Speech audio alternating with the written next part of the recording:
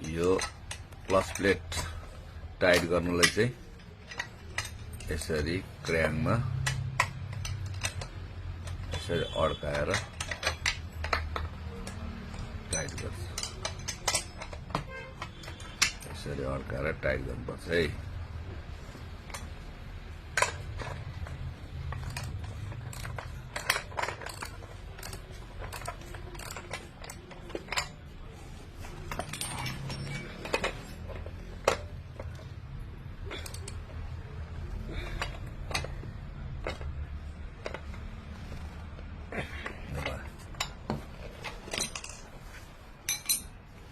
Clutch plate tight गर्ने तरिका है साथीहरू।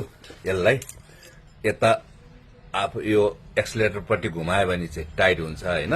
यता चेनपट्टि चाहिँ यो यता चेन लाग्छ नि हैन, चेनपट्टि यसरी गरे भने चाहिँ यो खोल्ने है साथीहरू, नबिर्सिनु होला।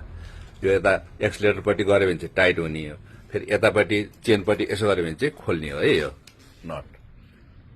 यसरी हरेक ठाउँमा मोबिलहरू राखेर यसरी फिट गर्नुपर्छ।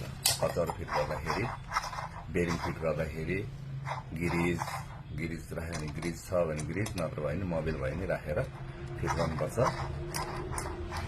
यस्तो घुम्ने चिजहरूमा। अनि यसमा यो चाहिँ आइल सिलहरू, यो प्याकिङहरू लाउँदाखेरि पनि एकदमै टाइट गर्नुपर्छ।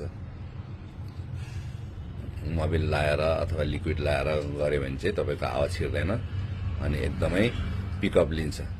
अलिकति आवाज छिर्यो भने हुन्छ अनि ढ्याक्क बन्द हुन्छ यो इन्जिन।